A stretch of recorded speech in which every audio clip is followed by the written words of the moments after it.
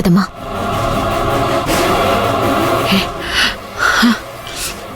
ఎక్కడ అలేఖ్య? పిలిచావా లేదా? వస్తుందమ్మా.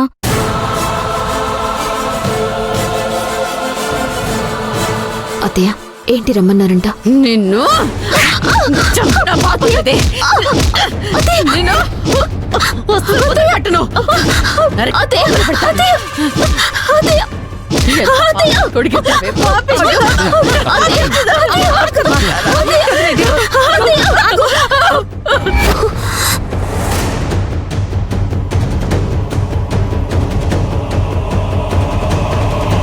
ఏంటొదినా, నా కూతుర్ని పట్టుకుని అలా కొట్టావు.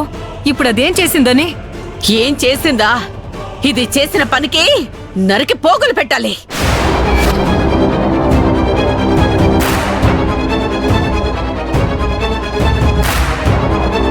అంత తప్పు నేనేం చేశాను అత్తయ్య? ఏం చేసావా? వ్యాపారం పెంచుకోవాలని చెప్పి ఆస్తి కాగితాలు తీసుకుని వెళ్ళి ఆ రుద్రాని దగ్గర తాకట్టు పెడితే దాంట్లో కూడా కమిషన్ తీసుకున్నావా?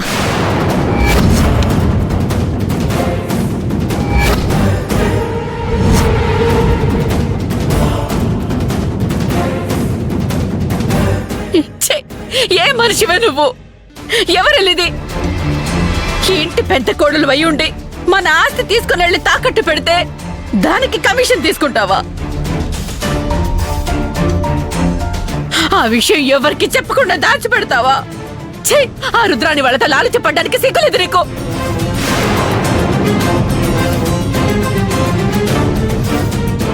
అసలు ఇలాంటి పని చేయడానికి నీకు మనసు ఎలా వచ్చిందా లేఖ్య?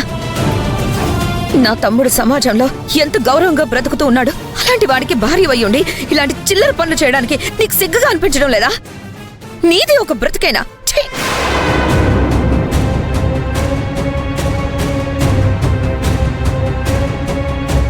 నీలాంటి అమ్మాయినిచ్చి పెళ్లి చేస్తే వాడేదో సంతోషంగా ఉంటాడు, నాకు ఇంత మంచి ఇంట్లో స్థానం ఇచ్చారు, నాకు అంత మంచి భర్త దొరికాడు అని గౌరవంగా పరువు నిలబెట్టి బతుకుతావని నిన్ను పెళ్లి చేసుకుంటే ఇదా నువ్వు చేసే పని?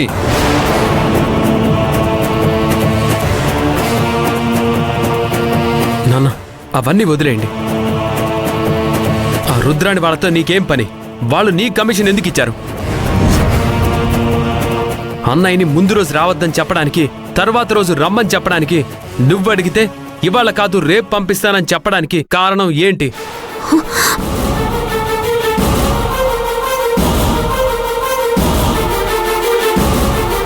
అన్నయ్యకి యాక్సిడెంట్ చేసింది ఎవరు?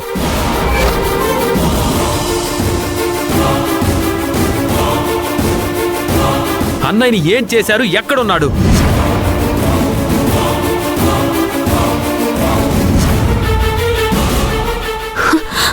అవన్నీ నాకు తెలీదు. నన్ను అడుగుతారేంటి?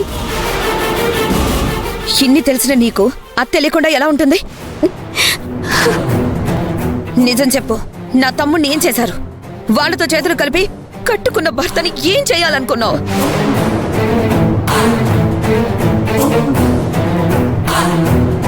అలేఖ్య, మర్యాదగా నిజం చెప్పు. ఇప్పటి వరకు నువ్వు ఎన్ని తప్పులు చేసినా క్షమించాం. ఇది క్షమించే తప్పు కాదు. ఇంకా మాటలతో మమ్మల్ని మాయ చేయాలని చూడొద్దు.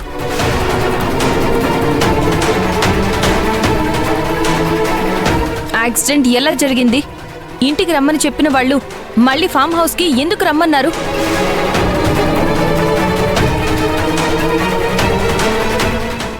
దారిలో ఎవరు యాక్సిడెంట్ చేశారు? కారులో ఎవరు లేరు అంటే బావగారు ఏమయ్యారు? సీక్రెట్ గా దాచిపెట్టారా? ఇంకా ఏమైనా చేశారా? చెప్పాలేక్యా? భూమి విషయంలో నువ్వేం చేసినా భరించాను. ఎన్నిసార్లు ఇంటికొచ్చినా అవమానిస్తే సహించాను. కానీ నా అన్న విషయంలో మాత్రం ఆడదానివని కూడా చూడను. మర్యాదగా నిజం చెప్పు, ఏం చేశారు మా అన్నయ్యని?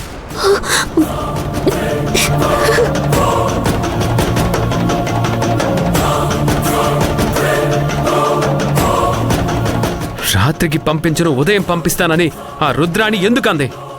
వాళ్ళతో కలిసి నువ్వేం ప్లాన్ చేశావు? నిజంగా నాకేం తెలీదు. ఏదో డబ్బు కాసిపడి వాళ్ళ దగ్గర డబ్బులు తీసుకోవడం అనేది నిజం. కానీ నా బావని ఏమైనా చేయాలని నేనెందుకు అనుకుంటాను?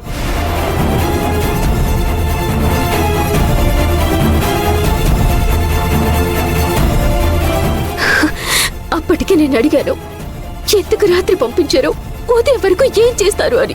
నాకే సమాధానం చెప్పలేదు. హేయ్, నాటకాలాడకో. ఇప్పటి వరకు వాళ్ళ దగ్గర డబ్బు తీసుకున్న సంగతి మాకెవరికైనా చెప్పావా? లేదు కదా.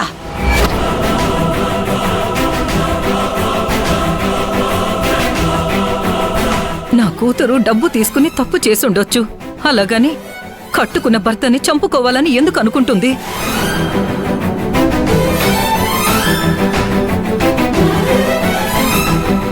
మాకు ఇంట్లో విలువ ఇచ్చేది, మమ్మల్ని నమ్మేది అల్లుడే కదా. అల్లుడికి ఏమైనా జరిగితే మమ్మల్ని ఇంట్లో ఉండనివ్వరని మాకు తెలీదా? ఆ తప్పు నా కూతురు ఎప్పటికీ చెయ్యదు.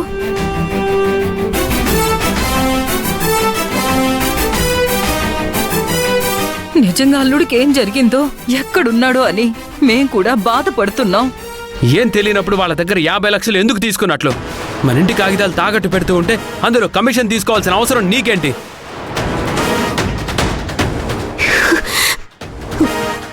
అవును, తీసుకున్నాను, తప్పే. ఈ ఇంట్లో అందరి దగ్గర అన్ని వస్తువులున్నాయి, నాకంటూ ఏమీ లేదు.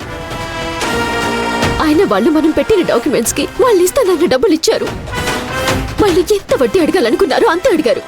దానికి నాకు ఇచ్చిన 50 లక్షలకి ఏ సంబంధమూ లేదు.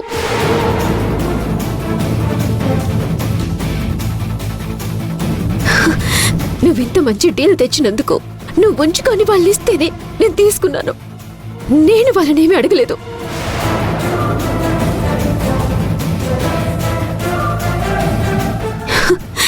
ఆ డబ్బుతో నేను బంగారం కొనుక్కోవాలి, మీ అందరితో సమానంగా ఉండాలని ఆశపడ్డానే కానీ నా బావని వాళ్ళు ఏమైనా చేసినా పర్వాలేదని నేనే డబ్బులు తీసుకోలేదు.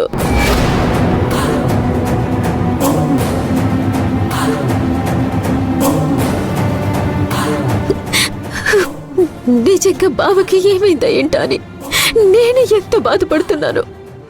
నిజంగా నువ్వు అలా బాధపడేదానివి అయితే వడ్డీ డబ్బుల కోసం మా మెడలో తాళిబొట్లతో సహా తీసిచ్చాం. ఆ రోజు నువ్విలా నా దగ్గర 50 లక్షలున్నాయని ఒక్క మాట అయినా చెప్పావా?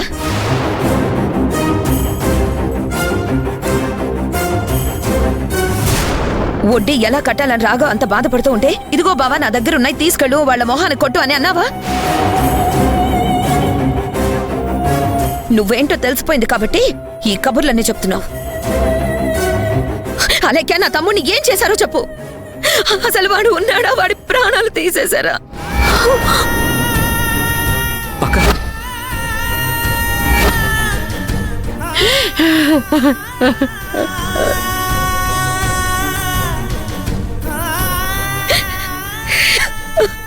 మహాలక్ష్మి, ఏంటా మాటలు?